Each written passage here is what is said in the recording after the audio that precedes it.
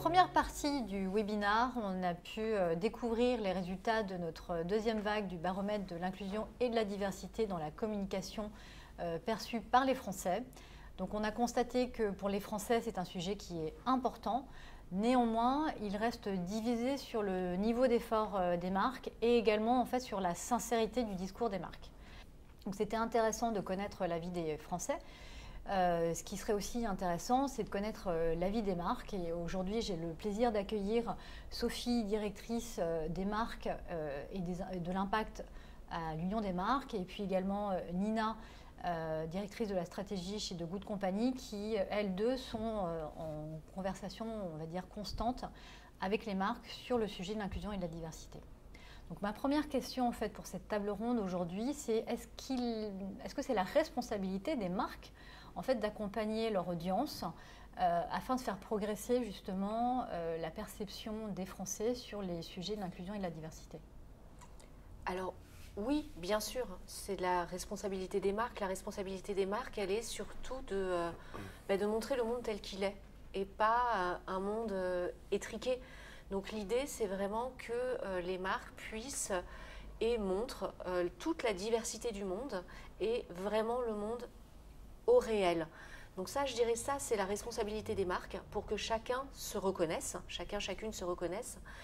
Et au-delà du fait de cette responsabilité morale, sociétale, c'est aussi un mauvais calcul de ne pas montrer cette diversité parce que ça veut tout simplement dire qu'on oublie une partie de son audience.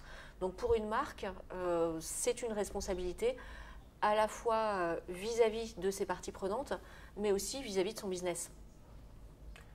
Alors je vais rebondir ce que tu dis, Sophie. Effectivement, c'est la responsabilité des marques puisque les consommateurs le demandent en fait. On a récemment mené une étude aux États-Unis et c'est quand même 63% de la population américaine qui estime avoir été victime d'une discrimination au cours de la dernière année. Alors c'est un chiffre important parce qu'on est potentiellement tous victimes de discrimination, qu'on soit femme, qu'on soit pauvre, qu'on soit handicapé, qu'on ait des orientations sexuelles particulières, qu'on ait une couleur de peau particulière. Et donc au final c'est 63%. Donc la question des minorités n'est pas une question minoritaire, c'est une question majoritaire. Moi c'est ça qui m'a intéressé dans cette étude. Donc 63% et donc 49% sur des points de vente, que ce soit des points de vente des restaurants, des magasins. Donc, ce qui veut dire que la discrimination existe dans le commerce. Et donc, c'est la responsabilité des marques d'éviter que la discrimination se trouve dans le commerce. Par ailleurs, on a demandé à cette population, aux États-Unis, dans quelle mesure il est important que les marques s'engagent activement dans la lutte contre les discriminations. Et donc, 50%, enfin 49% exactement de la population américaine estime que oui, les marques doivent le faire. Et quand on regarde plus précisément ce qui se passe auprès des communautés du coup potentiellement discriminées, là le score augmente de 10 à 20 points. Donc on voit que c'est une vraie problématique. Et je terminerai sur l'avis des consommateurs par une étude qu'on vient juste de sortir, là par des chiffres français, pour juste dire que ce n'est pas une question américaine, mais que c'est une question française. 75% des Français estiment que les marques doivent s'engager dans un impact positif sur la planète ou la société. Et on leur a proposé une quarantaine de thématiques issues des objectifs de développement durable de l'ONU. Parmi les 10 premières thématiques, on a la lutte contre la pauvreté et la lutte contre le harcèlement et les violences faites aux femmes. Mais alors, comment faire pour que les marques accompagnent mieux en fait, du coup, le public sur ces sujets-là? Peut-être une question plus pour toi, Nina. Oui, moi je pense qu'il y a deux éléments assez clés à garder en tête quand les marques sont en train de développer leur approche. Je pense que la première chose, c'est de s'engager dans une discussion avec leur cible. Il faut éviter d'avoir un discours qui soit trop top-down, ce qui peut donner l'impression d'être un peu moralisateur et ce qui fait que la cible va décrocher. Mais vraiment créer une espèce de conversation. Il y a tellement de différentes manières de s'engager avec son audience aujourd'hui, de vraiment aller creuser, comprendre quel est leur point de vue, quelle est leur réalité, quels sont leurs freins à eux, pour savoir comment l'adresser. Et je pense qu'il y a un deuxième élément aussi qui est de trouver la juste manière de le dire. Donc il n'y a pas toutes les marques qui sont militantes, on s'en est parlé avec Sophie.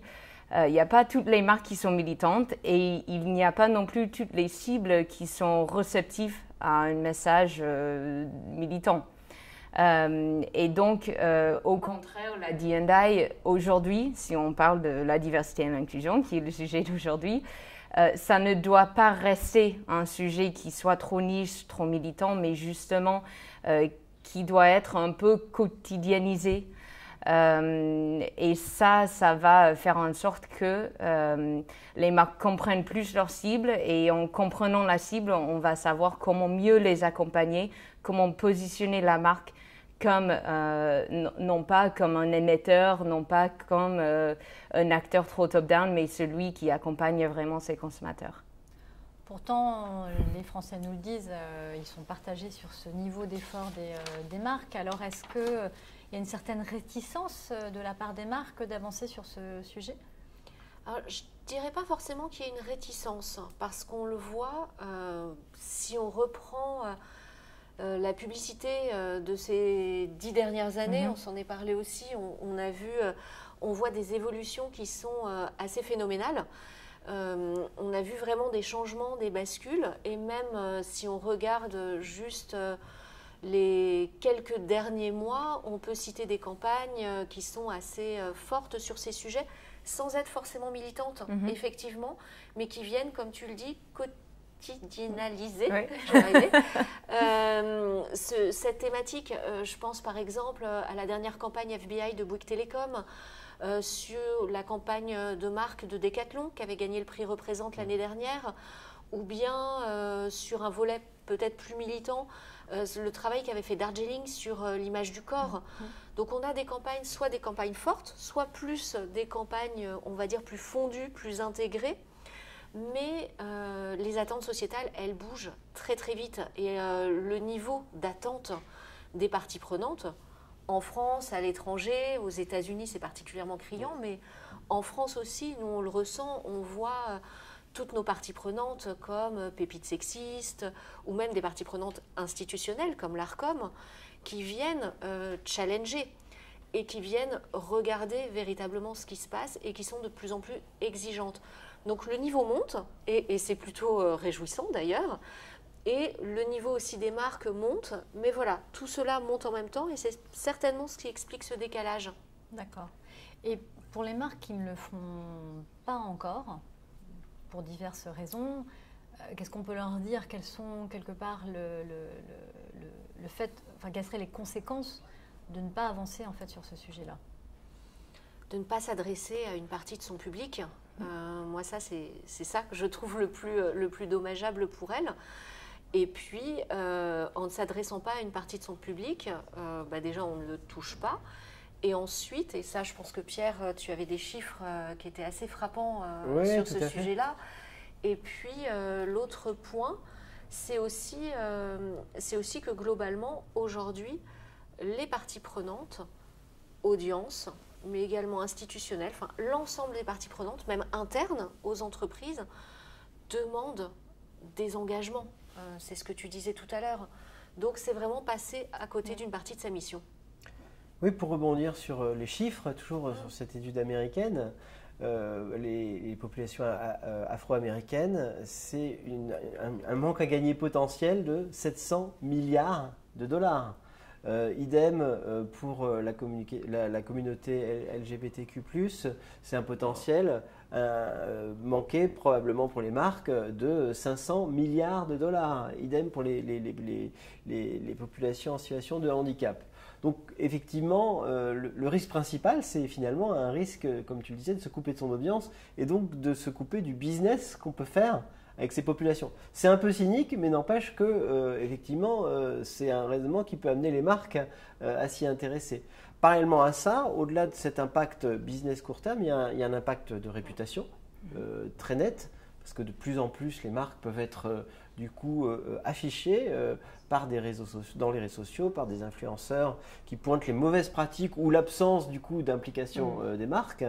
Et donc, du coup, il y a un risque d'image important, et notamment auprès des populations les plus jeunes qui sont, dans nos études, extrêmement sensibles assez thématique, hein. Il y a même quasiment un rapport inversé entre la sensibilité au réchauffement climatique, aux thématiques écologiques et aux thématiques inclusion et diversité, là, qui sont au cœur des préoccupations de la génération Z, qui sont les futurs consommateurs. Donc au-delà des populations discriminées, on se coupe potentiellement de ce qui fera le futur de notre activité économique.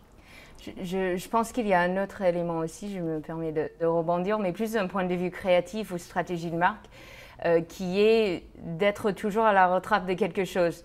Donc ça veut dire que les marques vont toujours être un peu en réaction et qu'ils vont toujours essayer d'aller se mettre au niveau des autres.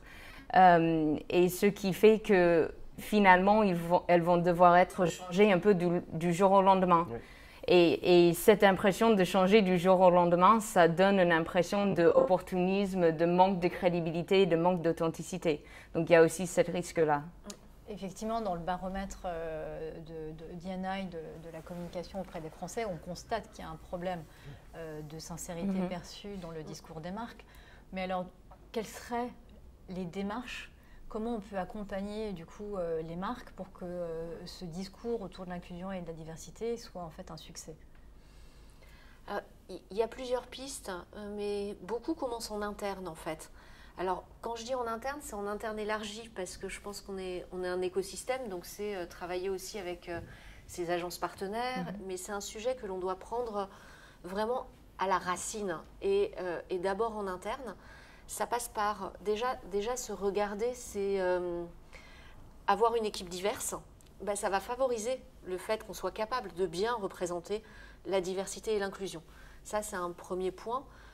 Déjà, qui sommes-nous en interne et quelle légitimité avons-nous pour aller sur ces terrains si nous-mêmes, nous ne sommes absolument pas divers. Donc ça, c'est un point qui est très important et qu'il ne faut pas négliger. Ensuite, il faut se former parce que c'est pas si simple et qu'il faut savoir comment accéder au sujet. Ça, c'est un deuxième point. Et embarquer ses partenaires dès le début. Il ne faut pas que ça devienne quelque chose où après X séances, on se dise tiens, finalement, on devrait rajouter une couche de ceci ou de cela. C'est important d'y penser dès le départ. Et puis d'y penser en long terme. Je te rejoins complètement. Si on change du jour au lendemain ou qu'on a un spot super DNI dans une marée de spots qui prennent absolument pas en compte le sujet, on va avoir un problème de cohérence, un problème de crédibilité. Donc c'est vraiment une trajectoire qui se construit sur le long terme et aussi en cohérence avec l'ensemble de sa communication.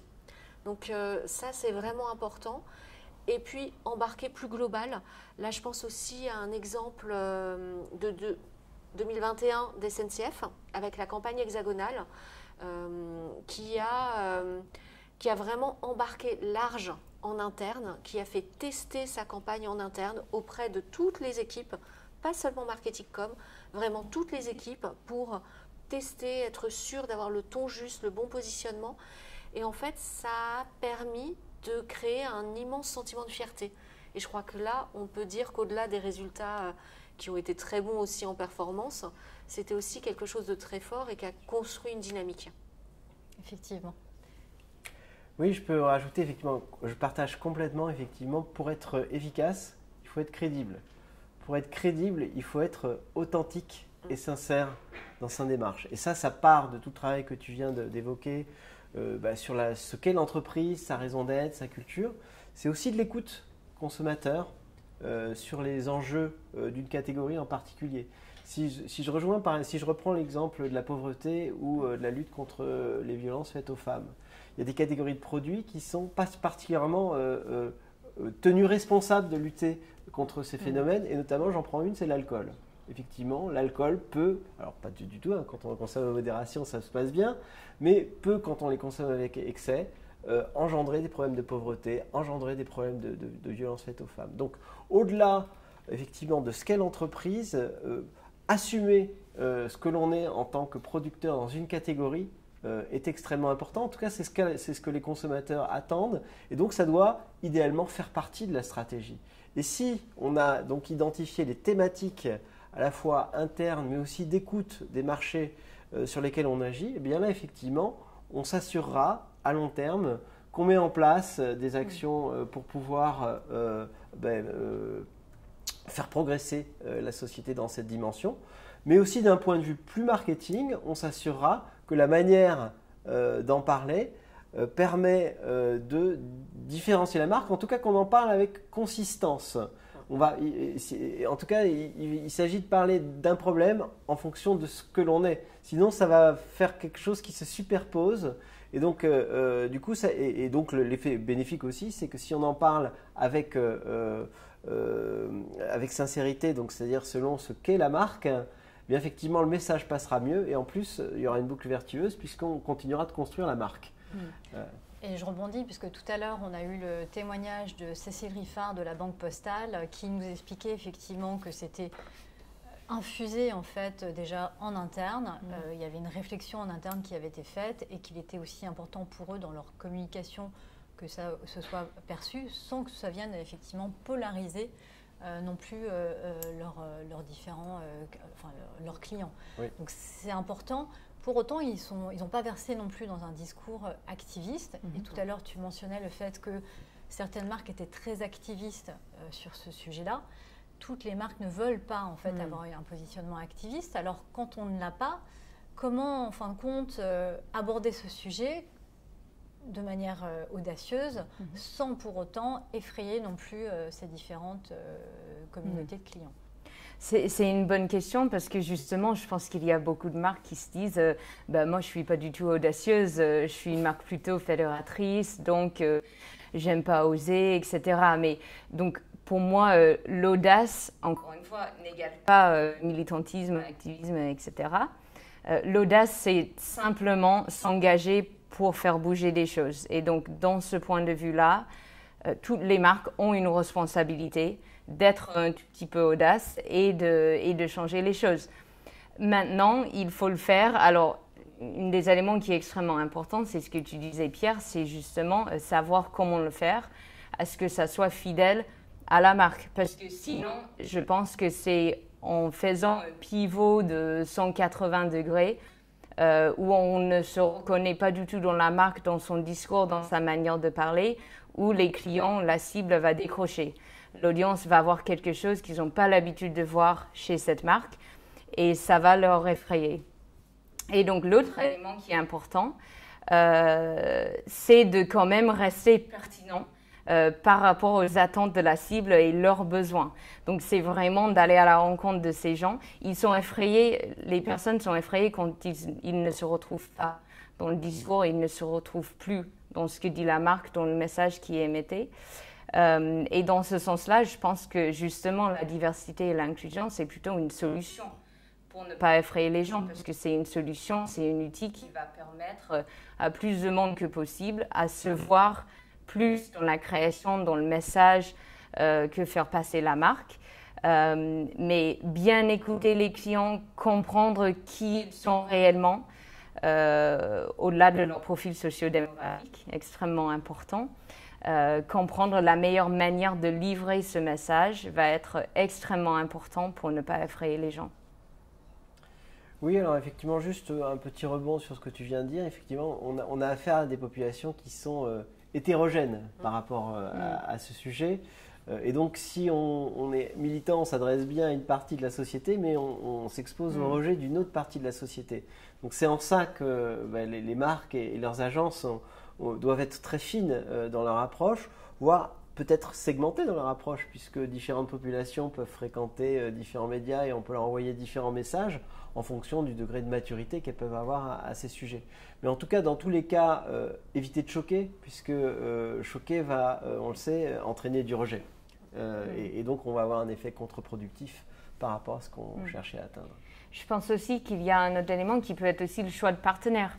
Parce qu'aujourd'hui, c'est la manière de le dire, c'est peut-être pas tout le temps que la marque qui doit parler, mais les influenceurs et influenceuses avec lesquels ils font leur communication, avec des partenaires, avec des associations, c'est d'être accompagné aussi sur ce sujet et faire en sorte qu'il y a d'autres personnes dans l'écosystème qui portent le message. Et si c'est long terme, effectivement, on peut se dire, voilà, en 5 ans, je veux atteindre cet objectif-là, mais petit à petit, je vais faire progresser le sujet pour qu'il gagne les esprits et que au final, j'ai pu amener un maximum de personnes à adhérer au message que je souhaite faire passer. Et à votre avis, quels seraient les KPIs importants à mettre en place pour s'assurer que quelque part ce soit un succès pour la marque? Alors, du côté de l'Union des marques, on a développé un outil qui est un outil une sorte de checklist sur la représentation de la diversité et de l'inclusion. Donc ça permet aux marques de véritablement suivre l'ensemble de leur campagne et de vérifier où elles en sont. Alors on ne donne aucune recommandation à l'issue de cette checklist, hein. C'est vraiment un outil de diagnostic pour faire une photo de comment elles représentent la diversité et l'inclusion dans leur campagne. Après, à elles de construire leur stratégie pour voir sur quel point elles veulent appuyer, parce que tout n'est pas... voilà, le but n'est pas d'avoir une représentation 100% parfaite tout le temps, mais de voir sur quel point elles veulent appuyer et de mettre en phase cette stratégie avec leur KPI de performance. Parce qu'en fait, c'est là où on est gagnant. Ouais. C'est quand les deux matchent. Et donc, voilà, nous, un petit peu la façon dont on va fonctionner. Mais je pense que de votre côté, vous avez aussi forcément des bons KPI à nous partager. Je pense que les KPI d'image sont extrêmement importants. Je pense que ce qu'on voit aussi, c'est qu'il y a un enjeu en termes de KPI de ne pas avoir des KPI ou de ne pas se baser sur des KPIs qui soient trop court-termistes. C'est-à-dire parce que c'est sûr qu'il faut avoir des KPIs business aussi, mais on a vu plein d'exemples avec des différentes marques, Gillette, Nike, etc., que les KPIs business à court terme sont peut-être mauvaises, mais à long terme, ils vont être mieux et il y aura une croissance sur le long terme des marques. On parlait de Jim Stengel, justement, c'était son étude du marché qui était de montrer la croissance dans le long terme. Ouais. Si on parle de Dove ou de Benetton, qui restent les deux marques un peu emblématiques dans la diversité et l'inclusion, alors que ça fait des années qu'ils l'ont fait, ça, pour moi, c'est des KPIs plus à long terme qui renforcent ça. Donc, j'encourage aussi les marques, on encourage les marques de ne pas s'arrêter à certaines KPIs qui sont dans les médias, mais celui qui sont au fur et à mesure dans les années à venir. Oui, effectivement, et il faut effectivement aussi comprendre ce que les consommateurs perçoivent des actions des marques. On a une partie très importante de notre activité qui est liée à des trackings de marques. Finalement, peu d'entre eux encore incluent des items d'inclusion et de diversité. Donc finalement, on ne gère que ce que l'on mesure, hein. En tout cas c'est notre credo. Et c'est pour ça qu'on a lancé une mesure qui s'appelle le Brand Inclusion Index, donc qui permet de mesurer la perception d'inclusion et de diversité des marques qui nous commandent des études. Et donc la capacité à intégrer ça dans les systèmes de suivi de marque. Alors c'est quoi? C'est est-ce que les consommateurs estiment que justement qu'il y a un engagement à long terme sur des causes précises? Est-ce qu'ils estiment que les marques ont fait des innovations pour aider des communautés particulières?